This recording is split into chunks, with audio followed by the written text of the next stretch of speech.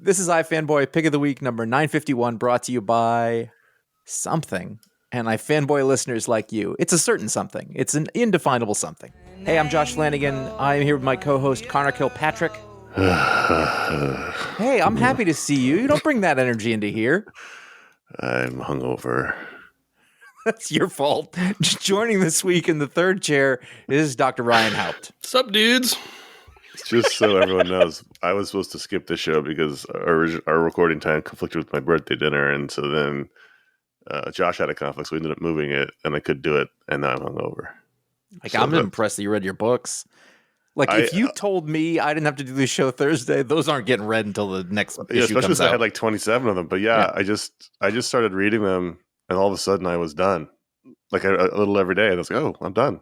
Yeah, I didn't even think about it. I started early this week too, which means that I forgot about a lot of them by this point. So let's see how it goes. Well, that was a panic I had when you said, hey, you can do the show. And I was like, oh, right. The show. You could have said no. This is iFanboy Pick of the Week, episode 951. This is the farthest we are from a live, long show. Every week, one of us picks the book they like the best from their stack of comics. We call that the Pick of the Week. We'll talk about that comic book. We will talk about other releases from the week. And we will talk about the Patron Pick. It's a book that is picked by the patrons. It's named well. There may be listener mail if we have time. The three of us on a show gets wordy. It should be a fun time, though. There will be spoilers for the comic books we talk about. We're not monsters about it, but you're on your own here. I don't know what to tell you. Ryan had the week. No, had the pick. Jesus. Of the week. Yeah, have the week. The week. Have the whole week, Ryan. This is also the week of the pick. They all are, but it's not untrue. Right. I liked what you said about us being the furthest away from a live show. That took me back to a week ago. Yeah, I was taken aback, and it took me back. The pick of the week this week was Absolute Wonder Woman #1 by Kelly Thompson, Hayden Sherman, Jordi Belair, and Becca Carey. I was not excited about any of the Absolute books. I think they've been better on the whole than I was anticipating them being, at least based on the Batman one and the Wonder Woman one. I thought this book in particular, the art was gorgeous and the colors popped in ways that, we know Jordi Belair is great. I think this is almost a leveling up of some of the stuff I've seen from Jordi Belair. The story is that rather than getting raised on Themyscira, Diana gets raised by Cersei on the island of Hell, but Cersei is forbidden from speaking about Diana's heritage as an Amazon, and so it's sort of trying to keep the idea of Amazons under wraps from the world because the idea itself is too powerful, and the gods are scared of the Amazons not being under their thumb. But Diana's sort of will and grace and poise and power are inescapable, and so she ends up growing up into this. I don't know how else to describe it, like anime Wonder Woman. I did like the switcheroo that, the cold open, you think that she's leading legions of hell to invade, us, Earth. But as the story unfolds, we find that she's not doing that. She's actually protecting it from a different creature. Mm-hmm. So, because this whole thing was, right, this is the dark world. Right. And so it would make sense that she might be invading Earth like Namor. But she wasn't, and so I bought it. And yeah, she's got a giant anime sword. But Josh, why do we know Hayden Sherman? Oh, he just did. He does the books with Scott Snyder. He did the firefighter book, and he did the trapped. What's the book? The torture one where they're trapped in the serial blocks? Killer one. Yeah, terrific art. I just couldn't remember because I'm dying slowly. But you want to talk about a leveling up? That was the first thing I sort of got to. Is I got a couple pages in, giant sword notwithstanding. I hate those goddamn things. At first I thought they're kind of funny, but I was like, this has no place here. But that sort of bit where she, lands in the superhero stance, and I went, who is this? Yeah. And I think actually credits on a bunch of things. It's done a bunch of Marvel DC stuff, but this is sort of a big deal book, and really kind of nailed it. I mean, like a different style for sure, but I love a little the more choice polished. For a book like this. This is not. Yes, he's not. A superhero. Someone you think of the style of a superhero artist, but it's terrific for this book. Yeah, and it wasn't like, oh, this is out of place. It was great. It almost had a fairy tale kids book quality, but obviously done in a very dark, bloody style. Well, Totally. if you look at that Dark Spaces Firefighter book, I mean, this is a lot better than that. Yes. And I don't mean that in a bad way, but there were things where that were like, okay, the composition and the panel layout is ambitious. And I think sometimes, though, it was difficult to tell those characters apart, and maybe it was a little much. But I think in this book, the fantasy or quality, or the sort of, the gods, I don't know, the mythical quality of it, it lends itself to it a lot more. There is a panel, and I sent this to, this is your pick, I'll shut up.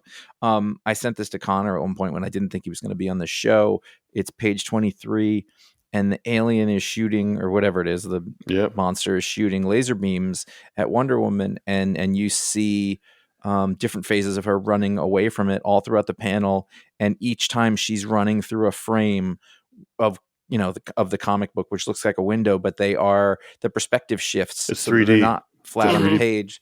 They're coming at us, and then on the last I've one, never she's seen that jumping before. out. I haven't either. And it's one of those things like, you remember when Jeff Johns first did the colored lanterns, and you went, why has no one thought of this? Right. I saw this and I was like, this doesn't seem like that. It's really good, but I can't imagine nobody thought of this, but I've never seen it. Yeah, some of these layouts are reminiscent of like a J.H. Williams III. I was thinking that too. But I think the sequence in this book that put it over the top, I thought the appearance by Apollo was hilarious. Like the pomposity with which Kelly Thompson wrote him as a character, I just thought really fit in this kind of Wonder Woman book. And then I loved when, the Cersei is debating whether or not she's going to let this kid die in front of her, and Diana yeets the hell snake. And literally the sound effect is yeet, which did make me laugh. And then we get this great sequence of Diana as a little kid, and the gods of basically are sending an unrelenting torrent of monsters after her to try to kill her while she's not yet a threat. And rather than just, I've made this comment to Connor before on the animated shows, it bugs me when animals are treated as villains for just behaving like animals. And so for her to like sort of grab the fire lizard and whap it against the rock just to get it to calm down, and then wagging her finger, no, and then kissing it. And then later in the issue, we see that all these animals are still hanging around the cave where she and Cersei live, because like now they're her friends. And I thought that was really cool. And there's a 3-page sequence of 2-page spreads, so I guess 6 pages in comic book terms, where it's the same interior shot of the cave that they live in over the years of Diana growing up. And that sequence to me was like, oh yeah, I think this is the pick of the week, because you see the development of the cave as go from essentially a prison to a home. And the way that Jordi Belair did the colors, like I don't think that I'm like great at color theory, whatever that means in your artistic worldview. But a thing I noticed is that Diana and Cersei sleep on opposite sides of the cave. And the first time you see that those beds with lights above them, the lights are 2 very different colors. And as the years progress, the lights get more and more in sync in their colors. And it's like a very beautiful visual of the 2 of them growing together in their mother-daughter relationship. And I just thought it was really elegant, really pretty, just great to look at. I loved all the little details that were included in the art here. And that sequence in particular was what really sold this book for me as something that I think I'm going to enjoy. It's interesting. You mentioned at the top of this that you weren't initially excited for the Absolute books. I don't think anyone was. Everyone was making fun of them, making fun of the giant Batman, and it felt very much like before the Watchmen TV show came out, when everyone was making fun of it. And the thing is, it's all about execution, right? And so far, Batman and Wonder Woman have been pretty terrific. We have Superman coming out in November, Flash, Green Lantern, Martian Manhunter all been announced for next year. As long as they're good, I mean, they're essentially just really interesting Elseworlds books right now. Yeah. Right now, and I think that's really the key. And then you want to say leveling up again. If you told me this was Kelly Thompson, I don't know that I wouldn't. Or if you told me who wrote this, I wouldn't have guessed her. And I think that we've seen a real evolution of her, especially basically since the pandemic. Like, she had kind of a voice, and it was a little silly and funny, but this has kind of everything, and I when I spoke to her forever ago, it was like the beginning of the pandemic. She's like, I still have trouble with like action scenes, and reading her books for the past couple of years, especially, I was like, I don't see that. That's gone. You fixed that. And then the other thing that is impressive is that it's been difficult for people to write Wonder Woman for a very long time. The movie gave people kind of a template to go on, and it was pretty good. But at the end of the day, this story is set in a different place, and she's got a little bit of a different story.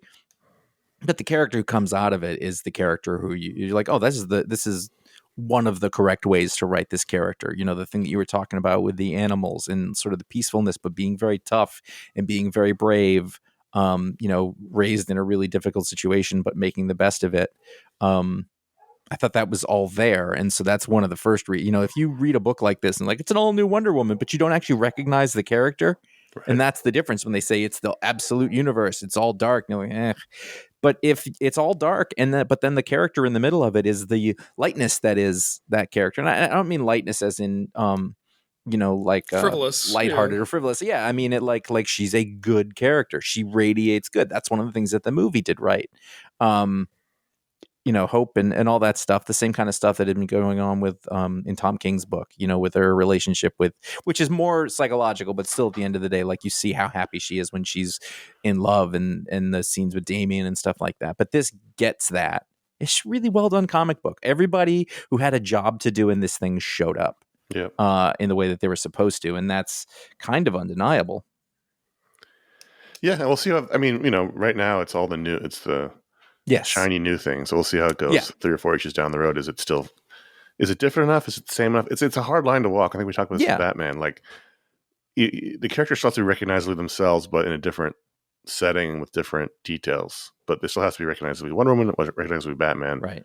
Recognizably Superman. So we'll see. And we talked about this last week too, is just, beginnings, they're not easy, especially when you're trying to do an interesting story about a character's origin and beginning you've seen 1,000 times and all the first issues we've seen over the years. But coming in with a concept and executing that concept and doing what you're supposed to be doing in a first issue of a big thing, everybody did that job. Now the hard part does come next, but there's no reason to believe that doesn't work out to some reason. But as far as doing a first issue, making that work how you're supposed to, A+ all around. Totally agree. I don't think anyone was surprised, Ryan, that you made this the pick. I wasn't surprised.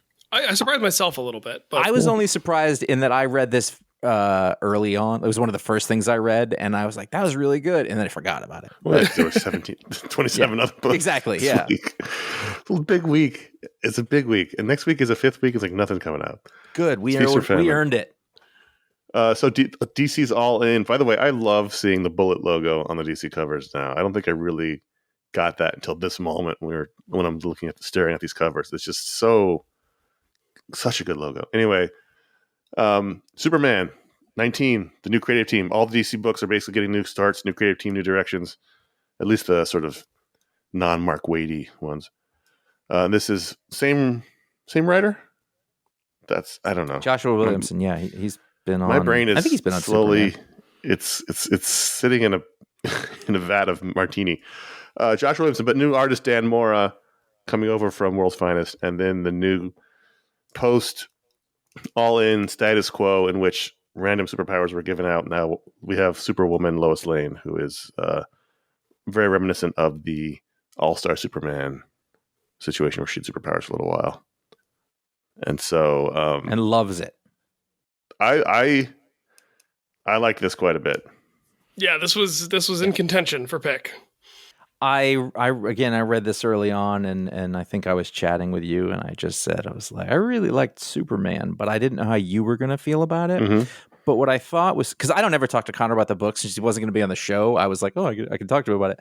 But, I keep forgetting about that powers thing that, everybody got random. So when she had powers at the beginning, I was like, what's this about? But also, Grant Morrison rule. It's like, whatever, go with it. And then at the end, there's after the big reveal at the end, I'll get to that in a second. There's, coming to Superman. How did Lois Lane get her superpowers? And I was like, oh, we don't know yet.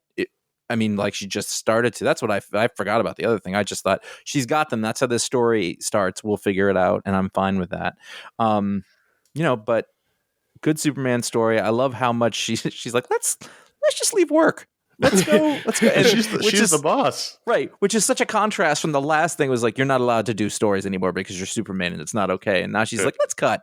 And I was, whatever. Well, I loved that very sexy moment in the closet with him. That was great. Overtly sexy. It was subtly sexy, which is even sexier. And so it was just like, hey. Did you say that in a sexy voice on purpose? Even sexy. No, this is how I'm talking right now. It's just everything hurts. But yeah, no, just, the hey, hi, smile, ripping the shirts open. Yeah, it was like, oh, hello. And the now joke. I don't want to go down this road, but now imagine he doesn't have to hold back. Mm-hmm. Well, anyway, and so I love that Jimmy's assignment was to get a photo of Superwoman, much like bring me Spider-Man, but she knows that she's purposely avoiding getting her photo taken. That's funny. Why would she waste him? Also, he has a hell of a chopper to ride around Metropolis in. I just noticed that. I was like, wow, he's just got a full-on like Harley. I love action Jimmy. Yeah. Nothing is impossible or implausible with him. And I he's think the greatest. A thing I'm not sure we've seen Dan Mora do before, but I noticed, on the first page where we cut to Metropolis, like it's got the look up in the sky, exclusive one-on-one interview with Superman, and he's drawing Superman and Lois in like old timey in his old shield emblem and her old reporter outfit, and then we also get a flashback of his battle with Doomsday, where Dan Mora gets to kind of like flex his '90s muscle, and I was like, man, this is a tour de force. He can do everything. So that is the alien in the room. And you know what? So we talked incessantly on the life of the show about overusing Doomsday. Doomsday has become a rote villain, and when he shows up, it's not exciting until this issue. Exactly. Well, so Doomsday is attacking, like, oh no, and there's a really interesting. We've seen it a million times where Lois looks scared, and then she's like, "Fuck this," like I'll take care. We're not going to let this happen again. And then you get to the end. And it's so often the last page reveal about the hooded, shadowy figure is like, all right, there's this dude in there, pulls this up, and it's a skinny old Doomsday. And I was like, all right, you've got my attention. We didn't mention that the opening sequence is in the future, at the end of time, when only Superman and the Time Trapper are left. Oh, yeah. The Time Trapper is the guy in the robe. And so, well, I've always liked the idea that these heroes or there are characters that like, whenever they die or whenever a certain attack is used on them, that doesn't work anymore. They evolve with their resurrection. And so I like the idea that eventually Doomsday evolves into like a reasonable skinny dude, rather than just a hulking. It's not always in the direction of hulking monster. Like eventually there's a different path towards victory. He's an intelligent, creature or whatever he is. And so in the future, they're like, are they about to die or what's happening? Can I just say, is this them sort of doing, are they giving Doomsday a little bit of Kang? Is this like his Immortus? It's a little Kang. It's a little Hulk. It's a little Peter David Hulk. Like that's sort of the, like, you can reinvent Hulk any one of 1,000 ways. That I feel like that comes from him. It's a little bit Jason Aaron's Thor. Right. And Franklin Richards. We spent a lot of time at sort of the end of the universe with that character around. We've seen it.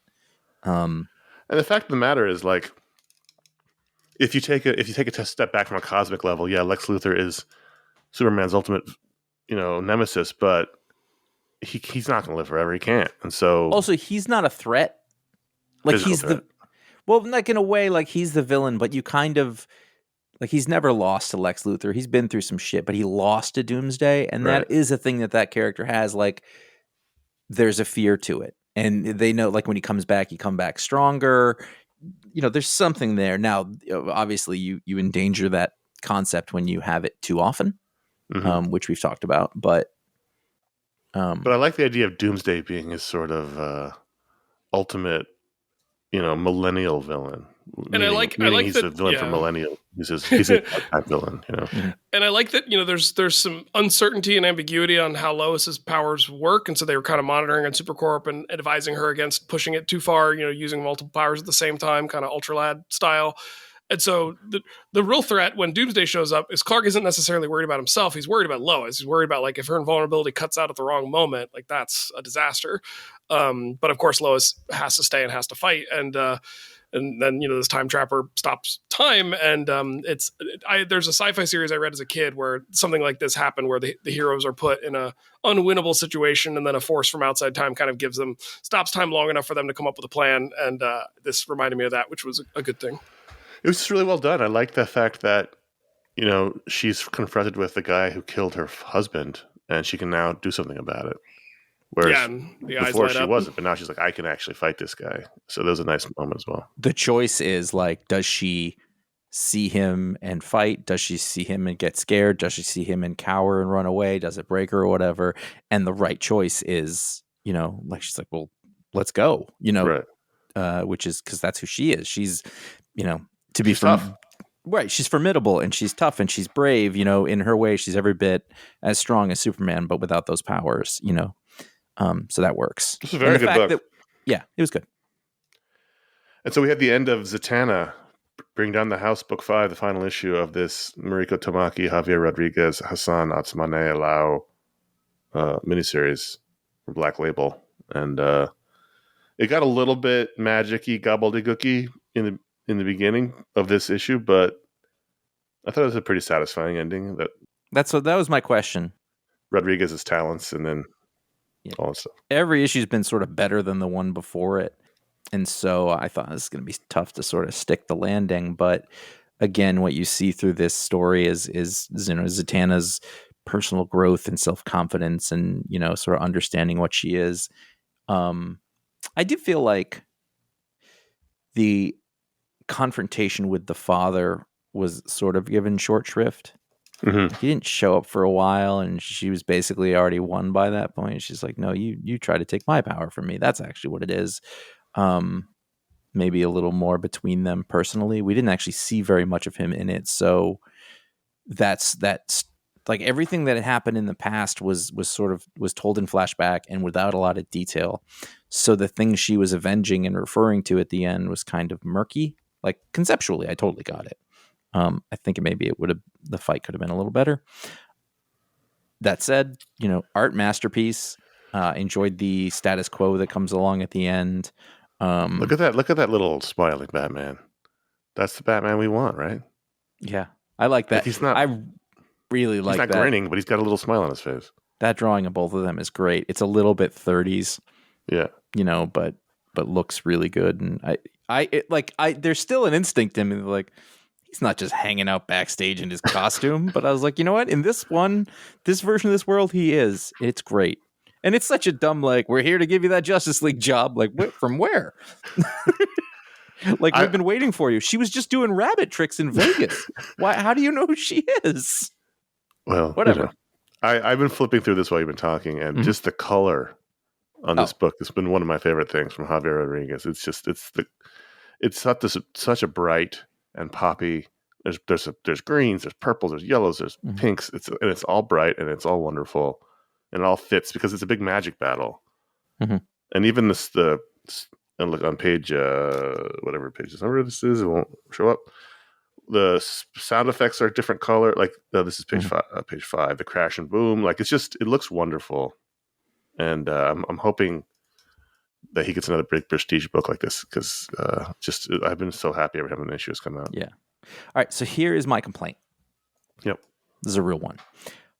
I hate reading backwards text. Yeah. And it's not that I can't do it, but it's that the words are backwards, but the direction that they flow is wrong. And so I constantly read the words backwards. Yes. That's what I do. So I go, okay, we're going right to left now, but we're not. We're reading the word right to left, but then the sentence flows left to right, and I think they should do it the other way. So you'd rather have Bizarro speech? No, I'm saying just flip the text all around. No, I agree with you. For years, I would always start the sentence backwards because my brain says, well, it's backwards. So the last word is the first word, but it's not that. So you're doing it like a typewriter. You're like tick, tick, tick, tick, bing, tick, tick, tick, tick, bing, and it's not natural. And I feel like they should know that. Right. It's not this book's fault. This is how it's been forever. But I zeroed in on it and I was like, it takes me twice as long to read it. And not because the word's backwards. That's easy enough. It's because your brain is moving in a certain direction, then you have to hit the brakes, put it in reverse. On every word. Yeah. Or at least every line. Which drives me nuts. But great book. Are we aware of what is happening in Teenage Mutant Ninja Turtles #3? And how do you feel about it? By the way, let me just add in right here. Cliff Chang. That was exciting to see. I mean, I knew he was coming, but I forgot because... Yeah. Do we know... Okay.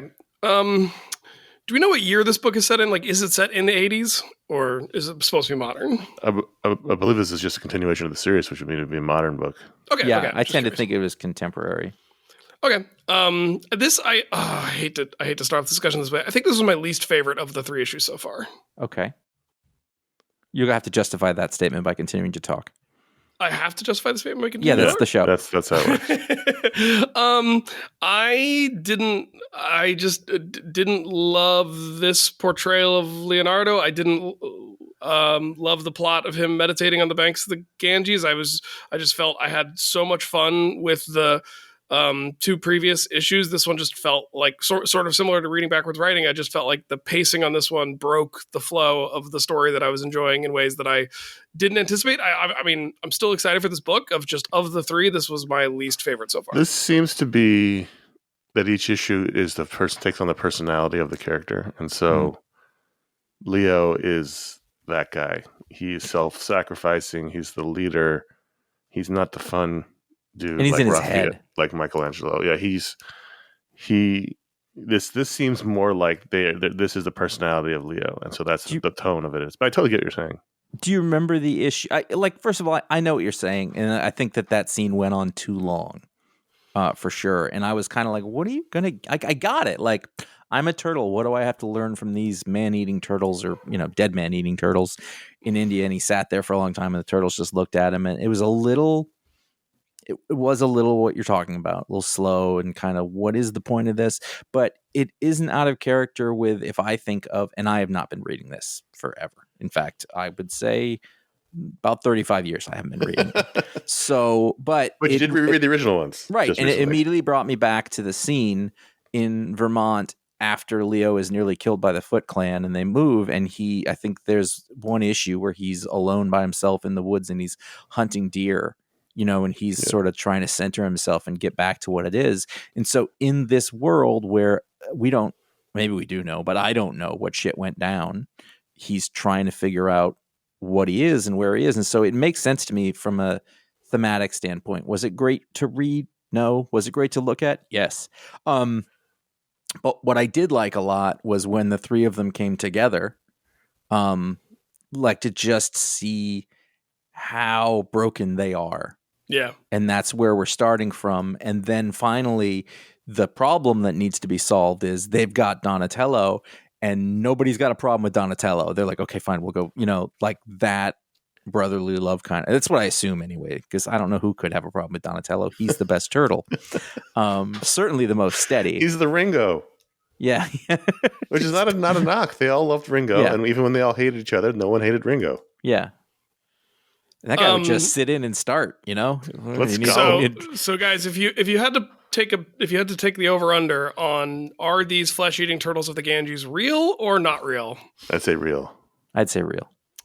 Okay, so you're both right and wrong. Real as released by the government of India to solve the problem of bodies in the river. They released 25,000 turtles, costing tens of millions of dollars. That always goes well. Whenever you introduce 90s. thousands of creatures into an environment they're not supposed to be in, nothing bad ever happens from that. Trained on a government farm to only eat dead fish so they would never develop a taste for the living. You sound like this is the opening of the A-Team. Happy Halloween, everybody. I mean, On the it's a government great farm.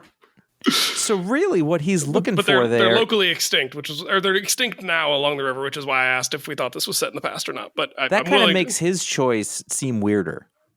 This is not naturally occurring. Yeah. Like well, if he neither was, is he. He's a mutant. That's fair, but they're trained and sort of transported there. So if he's trying to get back in touch with his turtle mind, then that's not the way to go. He's just got to go sit on a log in a pond. I did like the sequence of him sitting through the seasons and when the river floods and he's still just sitting there stoically. He was there a really long time, and it's funny because I was like, "That's not realistic." And then you're like, "Mutant turtle, right?" Turtle metabolism, like if he slows down his metabolism, he probably doesn't need to eat for a while. Yeah, because he's meditating, so everything's slower. I liked the issue. I didn't love it as much as the other ones, but I liked it. I'm looking forward to them coming together with Donatello and then moving forward with that. And it's been interesting to read this as someone who's not familiar with what's happened before, what's come before. But you've got to imagine that most of the people reading this are not familiar with what's happened and what's come before. So I do have the feeling like like the Turtles were having a resurgence in comics over the past few years. Since what was that? We had to read it for the patron pick. Oh yeah, the Ronin. Ronin, the Dark Knight Returns. I feel like I don't even know how to back this up, but I just like it seems like they were having a real moment there. And IDW, because we get the press releases or whatever, and like they were really hammering that. It sold a bunch, sold a lot of copies. Yeah. And I went, I think last year I went to the local con here, and Kevin Eastman was there, and they had like a whole room dedicated to Turtles, and it was packed. I mean, people were really into it. Yeah, I mean, clearly, and Jason Aaron clearly read the early issues. This feels like those characters further along the road, but it was still very familiar. I have not yet gotten enough of them referring to themselves of like, I am Raphael of Clan Hamato. Like, yes, yeah. Hamato Yoshi. Never lower your eyes to an enemy. It's good. It's good. I'm looking forward to more. Yeah, it's fun. It was unexpected, and you had, just amazing talent on it. I mean, it's not even Cliff Chang. I was like, what, did you mortgage something, IDW? Is that where you did you have to save money on logo design by paying for these guys? Did they say who the ongoing artist is going to be? I don't. If they did, Chris Burnham? Know. That'd be good. No, it's Juan Ferreira. Oh yeah, that's right. Jesus. Right. Very different than Cliff Chang. Yeah, but it's going to be awesome. Yeah, absolutely. You can support the show in multiple ways.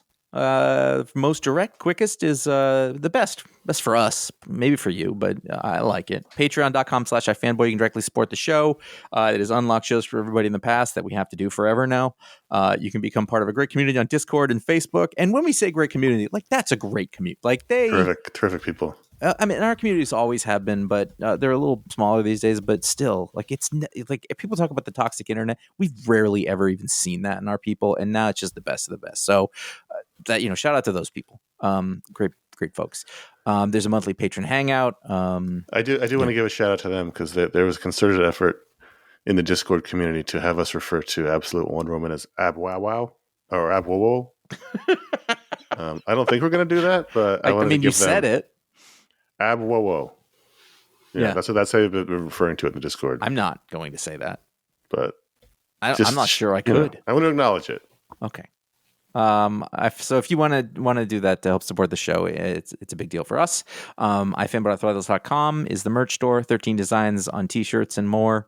There's all sorts of stuff there. iFanboy.com/support. There's a direct donation link via PayPal if you want to do that. iFanboy.com/Amazon is the general shopping link to Amazon. It's an affiliate account.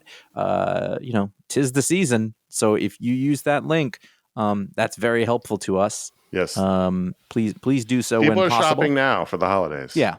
So Not if me. you're doing that, no, no. But I saw that I went to Lowe's a couple weeks ago for something, and there was already a Christmas setup, and it was like end of September, and I was like, wait a second, let's tap the brakes. So if you're started like early September in the Home Depot here. Yeah. There's the thing that people talk about. I thought maybe now. I'd fallen asleep and woken up 2 months later. Like no, that's the new. That's the new thing. Yeah. We have partnered with bookshop.org to help local bookstores that aggregates local bookstores for your internet book ordering needs to keep those wonderful businesses afloat. You'll find those links where appropriate on the website. And that is that part. Let's get back to comics. My problem with the Tin Can Society #2 was not a problem with the book. It's a problem with me is that I had a hard time remembering some of the people. I think that was actually sort of a problem in the last one in that like there's this group of 5 people, and it's 2 girls and 2 guys outside of the main guy. But I don't feel like I knew them very well other than, I don't know, like relating them to their kid versions wasn't so much a thing, but I feel like I understood who at least the 3 featured characters in this were, one of them being dead, but I kind of forgot who the other 2 3 were. that were in the story for the most bit I was fine with, but it was the other guys, like the was one of them a teacher, and then and he's in an old car, right? So I was like, oh wait, there was a moment where I just didn't remember who they were, and so that kind of thing wouldn't be a problem in a TV show where they're played by actors, but right, here the right. But there's also a flashback that they're still adults but not kids, and they and even then they look different than they look in the modern story. Right. So I did have some problems with that. However. everything that we liked about the first issue, which was Pick of the Week, was still here. I think this is great. It may just be something that ends up reading better altogether because it is a mystery. But having to remember things over the course of reading 27 books is hard. But I did like it. I did like the interactions. I like the flashback stuff. And there's some interesting things that are happening here that we don't understand that I think are fun. Did Francesco Mobley draw the last issue? I feel like so. It was someone else, but I don't remember. Let's look. I shouldn't ask questions that I can't. I don't have the access to the answer. Yeah, Francesco Mobley was the last issue. I had never heard the thing about putting a sock on the bat. Did you guys know that trick? I had heard it before and I had forgotten it, and I need to do that because I do have a bat. I had to go look that up. I don't know. Makes sense. Yeah. There's no bats here. From Dark Horse, we have the second issue of the Masked Macher. I bring this up only to point out that I can't imagine more than 15 people are reading this, and I'm sorry about that. But it's far better than it has any right to be as a weird-ass comic book. It is a very weird comic book. I'm not even sure that the art is professional, but it doesn't matter. It works for the story. This whole bear thing is fucking weird, but the story makes it work. So there's a talking bear who's part of this really interesting group of wrestlers. Every time there's like a little more reveal of the world that they're in, it gets more interesting. Like it's incredibly original as far as I can tell. Yes. And so you've got this bear who's a full-on bear and he talks and someone's like, "How is it your talk?" He's like, "It's not important." And I was like, "Great." Like he basically brushed it off and he's bored of being a bear. He goes, there's page 7, I think. I don't have it open, but I'm going to keep talking. He comes out of the woods. He's hitchhiking. He gets picked up by an old-timey car, and then he has a backpack. I don't know that they had backpacks like that then, but whatever. Then they show him driving away. He's in the rumble seat, like of an old Ford, which was a great image. And then they were like, we'll go into vaudeville. And so he's got a juggle, and the look on the bear's face. He's drawn like a realistic bear, but his face is like, I don't think this is a good idea. I thought this is he becomes like a silent film star. Yeah. Right. And then it's like everyone had that problem where now sound's coming in. Well, he can't talk because then everyone will know he's a talking bear. Right. And it was just by the end of it, there was 2 books this week, both of which we're going to talk about, where I was like, I'm on drugs right now. Mm-hmm. I think. And I really like the plot. So there's another bit where we find out the person who runs the wrestling ring doesn't want anybody to know about it. And I was like, this doesn't make any sense. And then someone is murdered. And I was like, this book is bonzo. I love it. It's crazy. It's only 4 issues, right? Yeah, I guess. Yeah, and which is probably enough. So a great little discovery. I think people should check it out. We have the beginning of a new era of Iron Man. We have a new #1 issue. Yeah, Spencer Ackerman, art by Julius Ota, Alex Sinclair, and Joey C. on the colors and letters. So Spencer Ackerman is a journalist, by the way. Yeah. My thoughts were at first, okay, Iron Man's back doing his thing. He gets the crap beat out of it, or he falls from a great height and is in rehab for a long time, and then gets back and they start to take his company away from him again. I was like, no, don't do. He just got it back. This was the worst issue of Iron Man I've read in a long time. However, we've had a good run on Iron Man, but this was terrible. I have a however, though, is that by the end, I thought, all right, well, corporate takeover as a thing for Iron Man, that's valid. I wouldn't necessarily do it this soon. But there was a big Iron Man fight, and I was kind of interested by the end what was going to happen. They're trying to do the Armor Wars again, which was in the big 80s Iron Man story. That's very famous. This is the Stark-Roxxon War. Iron Man, they have the same problem they have with Batman, where they just can't let him be a rich guy. Mm-hmm. And then so here, we just had the corporate takeover of Stark Industries. Now we got it. It's happening again. And it also, I think, violates several things that you should never do in comics, which is delve too deeply into the injuries that these people get. Because once you pull on those threads, the whole sweater comes apart. I like that they committed to it, though. He's fucked up. Yeah, but you can't do that. I mean, you can't. And then the way they were drawing him after he came out of the hospital was so skinny. Well, that's the other thing I hated was they drew him pre-Super Soldier Serum Steve Rogers, and I was like, "What the fuck are we doing here?" I just thought this was, I mean, foundationally terrible. And I don't know if I'm going to continue reading it. I thought 3/4 of it was that. I liked a little of it. That's where I would go. I didn't hate this, and I may even read another issue. The thing that annoyed me about it was there are multiple times where he's like, "Oh, if only I remembered to wear my anti-magic armor, this would have been fine." I'm like, then fucking wear that armor, dude. Like, it sounds like you had a solution. And they teased it too. They were like, "Well, I'm not going to wear my anti-magic armor today." What the hell happened? I was like, "You said it." That wasn't, again, it was for us. It was your structure trick. But it's pretty obvious. It's frustrating because we've had good runs on Iron Man. I thought the art was really good, though. I mean, like, say what you will about him being all skinny and messed up, but they certainly showed us what they intended to show us. And the big sort of ironmonger, looked cool. So you want some of that.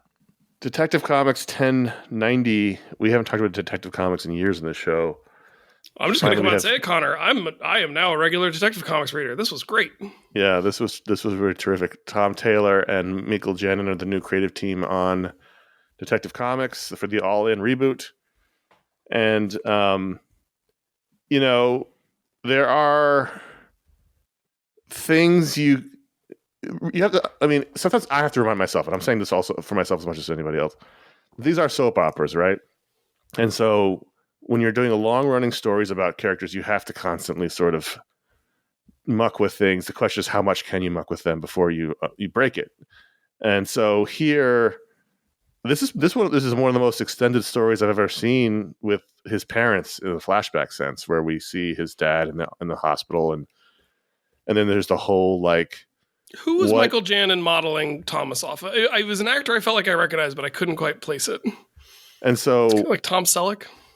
Maybe. And so the whole lesson there is you have to save everyone, no matter how bad they are, because this guy gets brought in, there's a car accident, he's clearly been beating his wife, and some of the people in the hospital are like, we shouldn't save this guy. It's the whole like ER, thing that did. And it's like, you have to save everybody. That's our job. And that's where you see the ethos. Doug Ross did not always act on that. Right. But then he would. And that's the ethos that Batman has. And he even connects it. It's like, I have to save every life I have to save, no matter how much they aren't worth it.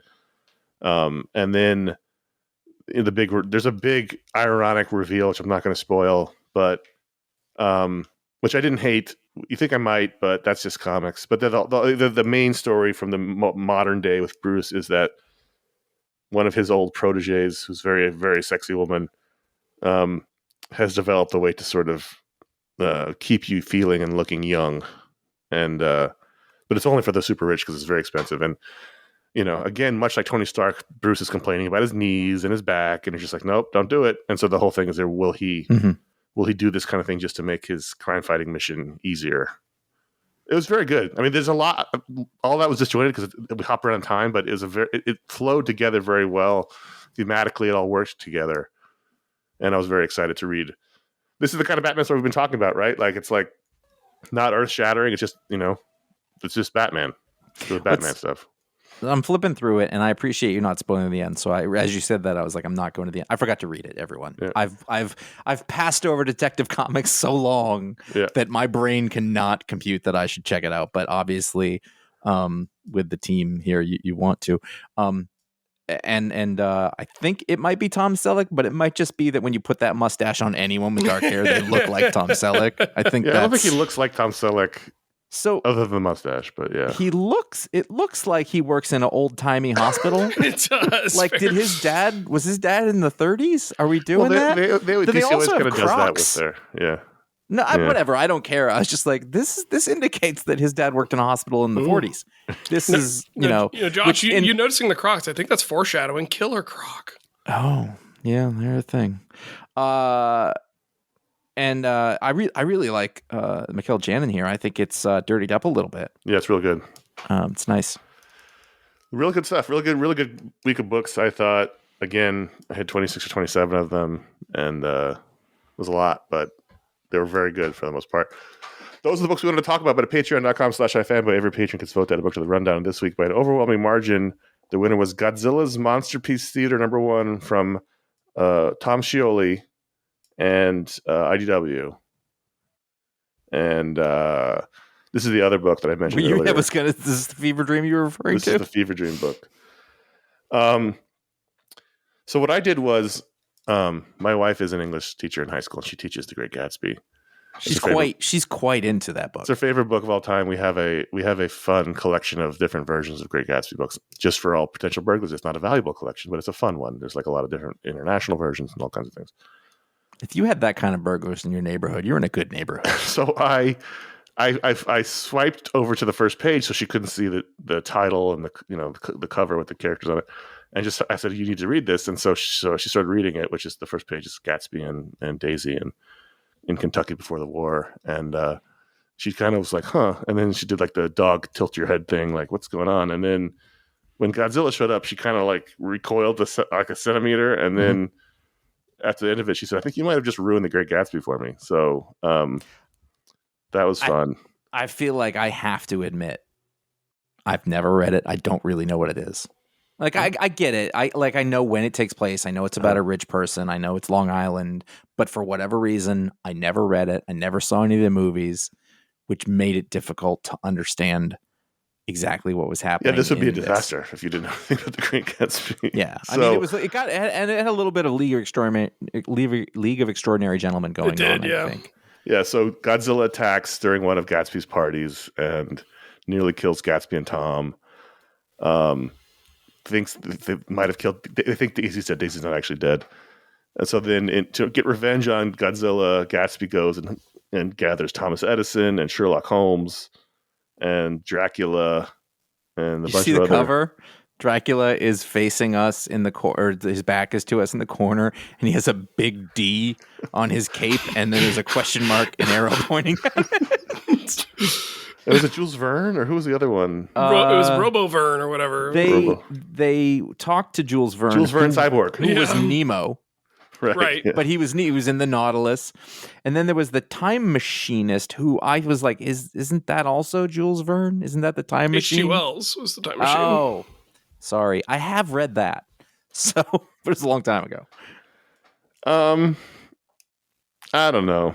I don't either. I don't know. I have what I feel is a fundamental problem or issue with this book. And it's like, I don't think Godzilla is on the table as a character until you get to the atomic age. We have to have bombs to make that's a great point, which I didn't even think about. But yes, you're right. His whole thing is he comes from the bomb testing. Yeah. So that bothered me the entire time I was reading this. I'm not against fun. I'm not against throwing the toys into a thing and having fun with them, but I don't know. I like that they were just like, let this guy do this thing. Yeah, I like that. And I liked his execution, I think. But I don't know what it is. I wasn't repelled by it. I've read other, there was a... No, I wasn't repelled by it at all. There was a Godzilla Skate or Die or something like that. Right, you hated that. I finished it and I was like, I think this is the worst comic book I've ever read. Because it was just fucking nonsense. This wasn't nonsense. Because I never read The Great Gatsby, but I get the aesthetic of it, to a very general extent. And I think that was there. And I think that it was slightly melodramatic in a way. I liked how it was drawn. I liked that the whole book had a look. Tell Jay Gatsby when he's in this Jay Gatsby in the G-Force outfit that it's slightly Nazi-esque? I mean, maybe that's on. Tom Scioli is an extremely intelligent draftsman, and so he knows. There's a lot of they're G's doing in that the outfit. jodhpurs. A lot of those Long Island rich people in the 20s were like, well, hold on, they're getting all those trains on time. This isn't so bad. That's not unusual. Well, I think you need to read the book before you say that. Which I think you should make that your present to yourself on the break. It's less than 200 pages. You can read it in a day. It's one of those books, that one of those lessons in writing you're often told is you have to hook them in the first sentence. And it's one of those books that actually does that. Right. It really is. You read the first sentence, you're like, oh, I want to know more. The best first sentence ever in a book was in Seven Eves, but still. Yes. So, I just got my wife to read that and she hated it. Makes sense. So, I don't know. I don't know how to rate it. I don't know how to score it. I love The League of Extraordinary Gentlemen, but a part of me was reading this going, you know what? There's something to be said for copyright protection. So I don't know. Let me answer the second question first. I wasn't going to read this without the pick, it being the pick. It wasn't on my list. When I have 27 books I'm already reading, I don't often add new books to the list unless I'm very excited for them. Sticking with it, I don't know, and I don't know how to rate it. Are you just demurring? I can't punt. We are professionals. I'm going to give it a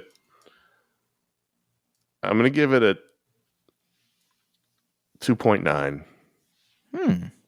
I see what you've done. I like think Tom I understand Scioli. your I love thinking. his art. I love his mind. I love that he went for it. Yeah, I don't know if this particular one worked for me, but I like all the things you just said. I like the audacity of it. Mm-hmm. Ryan? I think because of my issues with I get it. Like, nothing makes sense, nothing matters, but it really did keep me from fully engaging in the book to be like, but Godzilla can't have existed yet. Now, of course, you're totally right, and I didn't think of it, and now I think that's a problem. So I think I'm a 2.3. Unless they explain it later. Right. Well, I mean, the guy does show up at the time machine towards the end of the book, so I didn't have that context until the end, but yeah, 2.3. This has been the most flummoxing. This is because I don't think any of us here is like, this was garbage. I don't know why. That's not it. It's more of a question of, what is this? This is the most, what is this? That's done with obvious craft. 2.7. Ooh, okay. I would not have read it. I wouldn't have known it existed. I'm kind of glad I had to read it. I'm glad I got to look at it, but I don't get it. And I'm not gonna read the next one. I do love the panel of Sherlock Holmes standing in the footprint with his magnifying glass still held up, even though the footprint is many times the size of Sherlock. That was funny. Well, there could be clues in there. The game is afoot, and I'm not going to continue with this. I appreciate a dumb joke like that, but well, and I mean, it's a game. A game is afoot. Like he's standing in a foot. It's funny. Patreon.com/iFanboy. Thank you for voting, patrons. I like it when they make us do stuff like this. Yeah, this was the correct way to go. I don't feel like I did them justice. I paid attention. The book. It's also like it's hard on a big week of books when you're getting through something like this, and I'm not saying like I skim. I really do read every panel and page, but like, it's hard to, I don't have time to like go back and like, hang on, let me reread that. Let me reflect on this. Let me find whatever this is. Like, there's just no time. I've just got to get these books read. Got to get these things out the door. Patreon.com/iFanboy. Thanks for voting if you're a patron. But if you're a patron at the $5 or higher level, you get a superpower live on the show. And this week, Ryan is bestowing the powers. And that power is going to Timothy Vojita. And I think, or Vojita. I'm going to go with Vojita. I think that's as close as I'm going to get, Timothy, and I apologize if that's not quite correct. Timothy is getting a power bestowed in honor of Connor's birthday because Timothy is the hangover helper. Oh. Timothy can absorb the hangover from another person via touch. They have to be in physical contact. I thought it was just seasoning that he could add to hangovers. But hangover Timothy himself then becomes hungover, and his hangover will last twice as long as the person he Why would he do from. this? Yeah, there's no reason to. Well, how much are you willing to pay, Connor? Oh, it's a service that is offered. I mean, I can imagine scenarios where, like, if a buddy of mine had like an important, important work presentation, the boss, for sure, totally. And it's like, I need you to please take my hangover. I know it sucks for you, but yeah. Versus you coke to the gills. You got a pitch meeting in 2 hours. You haven't even read the treatment. Maybe there's a good bit of business there. So the hangover helper. That's not. But it comes with a cost. I've never had a hangover. That makes sense. I mean, yeah. I thought you had one time you had a margarita, but maybe you didn't. I didn't feel good that night, but I felt kind of just nauseous. Like, my body can't process alcohol. I waited too long. The thing is, I've had way worse. This hangover I'm currently having is not even in the top 20. I've had way worse. Isn't it just dehydration? It's mostly dehydration, yes. But also, you just consumed poison. Alcohol is poison. Yes. And so your body doesn't like that either. But Yeah, I mean, I'm wiped and tired, and I have a little bit of a headache, but I've had way worse hangover. Well, I mean, like die. At this age, It gets worse as you get older. At this age that we are at, like I always say this is like I don't actually feel like I can't do anything that I used to do. It's just that the next day it kills me. Yeah. I went to Boston with my son the other day and we walked around all day and I was like, this is great. I can still do everything. The next day I was asleep at 10 a.m. I just was like, I can't. I don't mean I slept until then. I mean, I had to go back to sleep. Like it was rough. Yeah. Let's do, I mean, my body physically is recoiling at the idea of doing an email just because we did so many of them, but let's just do one. Bryan W from Flagstaff, Arizona. This is not against you or Brian or anyone who wrote emails. We just did so many of them recently.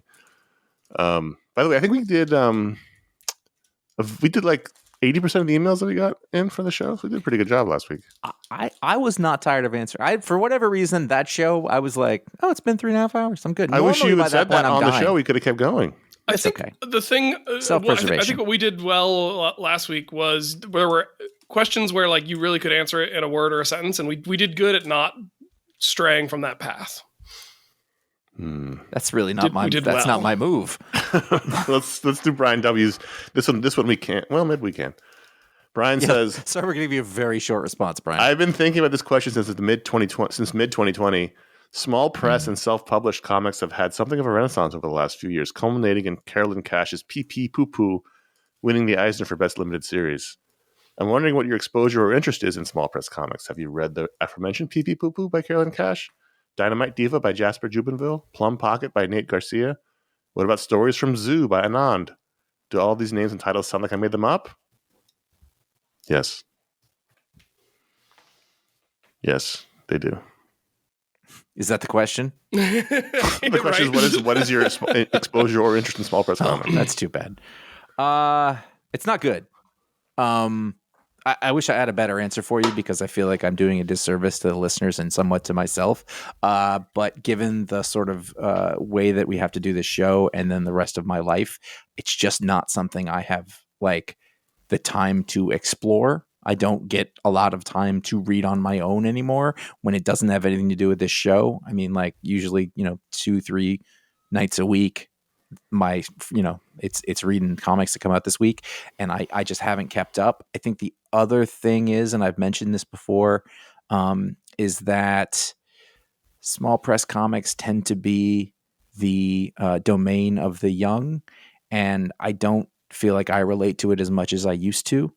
When we were in our 20s, there was a lot of great indie comics out, but that's also because a lot of the people doing them were our contemporaries and they were the same. So we kind of were the same. And I believe there are truths of human experience and life that we go through, but some of it's different now and it doesn't resonate as much. Not bad at all. And for me, when I was in undergrad, I was still getting some financial support from my parents, which I was very grateful for. And I was working, and one of those jobs was at a comic shop. So I had disposable income. I had access to all the comics coming out. Some of them I could read for free.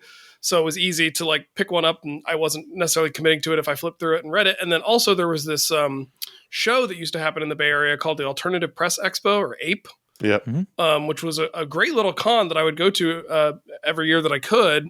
And, just getting to walk around that and actually seeing all the creators and seeing their books out in front of them and just picking, that's where I discovered Nate Powell, who went on to do, March with the Civil Rights book with John Lewis. So I discovered some really great artists that I'm still into their work to this day. But I agree with what Josh has said, aged out of it slightly. And then once I started grad school, and I was in grad school in a place that didn't have like a robust indie comics scene, it was just, really hard to keep up with.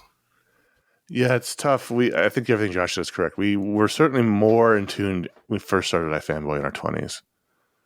And we're just so locked into the Wednesday machine, just the way the show and previously the website had been built around that.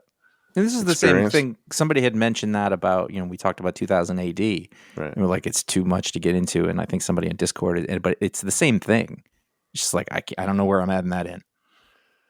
And it's not, the hard question is also, I don't know obviously I know what self-published comics are, but small press is such a nebulous, this for me, just descriptor, right? Is like first, second small press is Penguin or Random House, which is the same now. Top Shelf. Right. And like Top Shelf used to have a yearly sale where you could get, volumes of indie comics for like that. $2 or $3. And also, so I would, we loved those books. Absolutely. Jeffrey Brown. But they're not the same anymore. And again, that's not bad. They're just not. I've been digitizing all of my DVDs and stuff.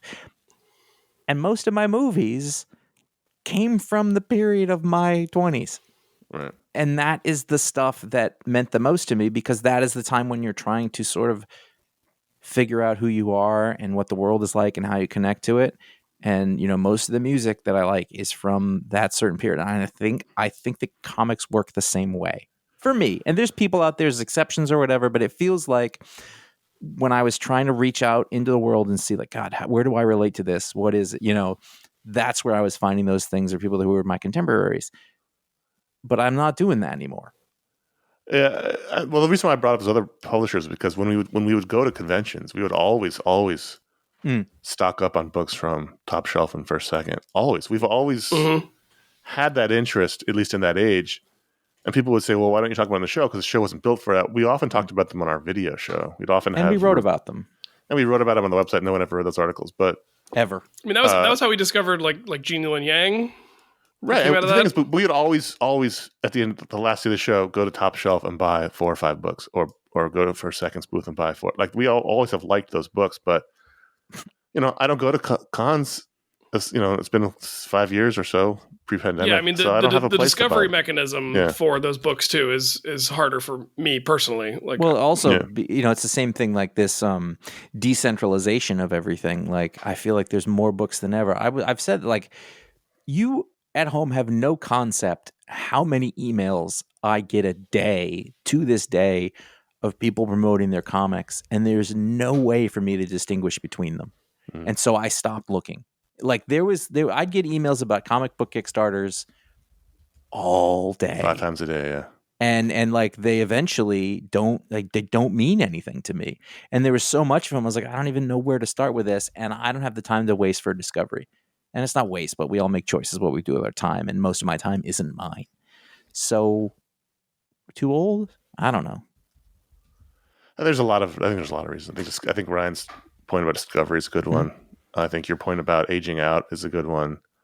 Well, there are certainly stories that are universal and you could read in, but like, if you ever get the chance and you stay overnight in Alex Robinson's studio, sure, he had a hell of a library that I would read from when I was there. Like, I was like, all right, I'm going to read all Chester Brown. I'm going to read all the Pete Bagg. Like, but those are like, I think it's a lot like discovering like indie bands when you're at a certain age, or like, I mean, for me anyway, if you think about like all the 80s underground stuff that influenced, what became 90s rock and 2000s rock. I feel like comics were that way. Like, I found Alex Robinson's work and I was like, oh my God, I love this. Around then I find Jeffrey Brown or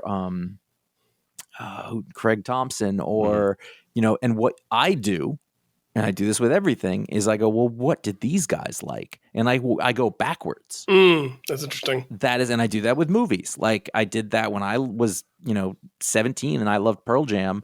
I read, Pete Townshend's favorite band. There you go. Eddie Vedder's favorite band was The Who. So I went and I like really got into The Who, or, that's how I go with art. Like, what did these people whose work I love that's coming out right now, what formed them? And I tend to go backwards, and I tended to not go forward from there. And I'm even seeing it like in sort of the mainstream comics that are coming out, is that a lot of the newer writers, like, I have a harder time relating to. I just do. Well, and I think, similar to, you mentioned kind of that period in your life, like similar to music, you discover the bands you like in high school and college, and a lot of people don't continue trying to discover new music beyond that point because the culture moves on and you sort of crystallize in your tastes and how hard you're willing to work to go find the new cool thing. Some people stick with it, but I think that the second part of that people miss is it just makes people sound like fossils or whatever. But I think that there is a certain point where culture moves forward to a point you're like, I don't know, this isn't speaking to me. I'm not interested in it. I'd like to be. I'm not against new things. I mean, there's a spectrum, obviously. But, if you listen to pop music or whatever today, like, it doesn't sound anything like what we used to listen to, and it's harder for me to relate to.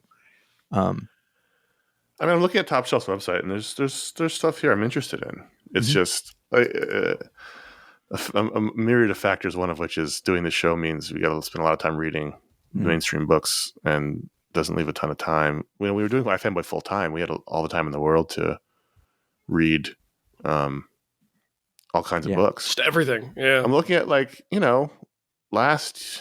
2022, I really liked Himawari House from First Second. I don't know if that counts as small press. I don't, I count it just because.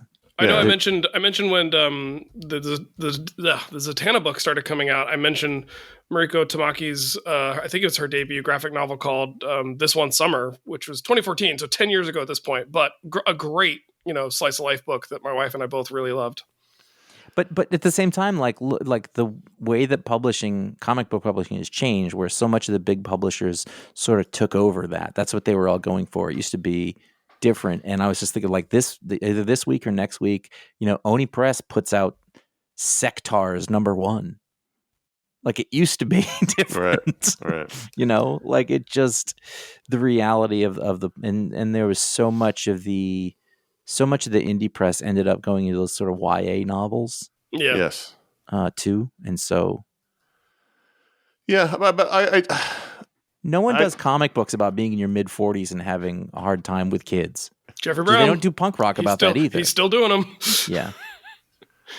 I kind of want to commit to. I liked a couple years ago when I read a bunch of, the books from Top Shelf or First Second. So I'm going to go to the website and see if I can find something to read. I have no shortage of things to read here. Booksplode. Shut up. All right, Thank give me homework. Bryan W. for writing in. We want to hear from you. To get your email in the show, contact@ifanboy.com. You can also put Mediasplode in the subject line if you want to send us a question about non-comic book media. We enjoy that. Did we sound too defensive? No, I don't think so. I think it was an interesting conversation about trying to figure out why, because things have changed. We used to be way more into it. Mm-hmm. But I think when I first read the question, my answer was just no, I don't. I'm not really plugged into that. But then in thinking about why, I was like, oh, there is a reason, and it's maybe interesting. Hopefully, I mean, will say as you get older, you have a good. I will say, Pee Pee Poo Poo doesn't sound like a book I want to read. Not knowing anything about it other than the title, I don't think I want to read it. I looked up the cover, and the cover is striking and interesting looking. So I might check it out. I really do think, though, that a generation of people doing those books now are people who grew up in such a different world than the one that I did. It really is difficult. Maybe this is the way you can understand them, Josh. I don't need to. I'm so tired.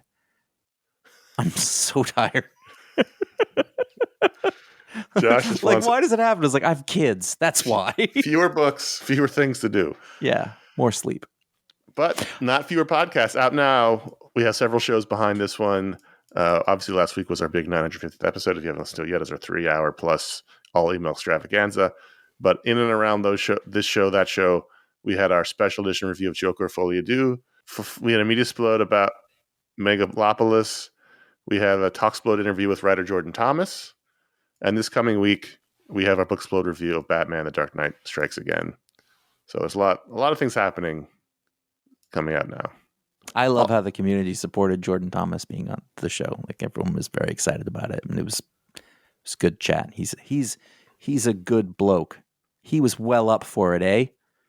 You can find our library of 1,412 shows over at ifanboy.com, and you can get them wherever podcasts are sold. You can follow us at iFanboy Comics on Instagram to find out what the pick of the week is before the show comes out. And sometimes when I'm not too tired or have things going on, the Best of the Weekend panel is put up on there as well. And individually, we are CSGO Patrick, J.A. Flanagan, and Ryan Haupt on Instagram. I posted to Instagram. I've not been a frequent poster, but since I kept getting tagged in all the iFanboy stuff, I was like, all right, let me give the people something. And I made some enchiladas verdes, and I posted my enchiladas. And Connor, you were the first person to like that photo. Good for you. No, congratulations. Well, thanks for supporting my enchiladas. You're welcome. I was like, wow, I don't ever post on here anymore because now it's just a video addiction machine. Subscribe to youtube.com/ifanboy. You will find all of our old video shows. We post this show every week. Consider writing us a review, leaving a star review on Apple Podcasts, Spotify, wherever you get your podcasts. If there is a way to, mark that or click on a number or select one of many stars or dots, do that. That would be helpful. If you're listening on Apple Podcasts or Spotify, you want to make sure you go into the podcast app and you set iFanboy to auto download. It really helps us out if you do that. And as far as I know, it does not download every episode ever, just going forward. So if you were worried, like, oh no, it's going to download all the stuff. A, don't be worried. It's quality content. But B, it doesn't happen that way. If you're listening on Pocket, actually, I do not vouch for our earlier stuff. If you are listening on Pocket Cast, you can now give this show a rating. Ratings. Thank you. That took both of you wait. There was two of you. I have an excuse. He has a younger, more nimbler brain. You brought this, but he has a kid, so he's caught up with you. he's got a kid and a dog, so that ages you. You need to be subscribed and have downloaded a few episodes before you can rate it. So please take a few minutes and give us a nice rating. Ratings. Connor. Yes. This is the show, and I do not want to hear you complain about the mechanisms, the tried and true traditional mechanisms of this show. I need you to come in. I don't care how you feel. Ratings. You get out on that field, you give it 110%. You pick a snack, you eat a snack, you rate a snack. You rate it. Whoa, we don't know. whoa, I don't know anything about what you're talking about. What is that? That's entirely unfamiliar what you're saying, and I believe it in no way connects to us thematically, legally, or is anything we say related to anyone living, dead, or having lived historically in perpetuity. We're not even way. real. This is an AI generated show. Stormtroopers hitting the ground. Oh my God. Ryan has enjoyed being on the show. This is Ryan's last show. Yeah. we had to get rid of him to pay our legal bills. After everything I did for Connor's hangover, how dare you? Not real. All right. That's it. That's this show. That's it for this show. We'll be back next week. Until then, I'm Connor. I'm Ryan in hot water. I'm Josh, and I should think of all the free time you'll have, Ryan.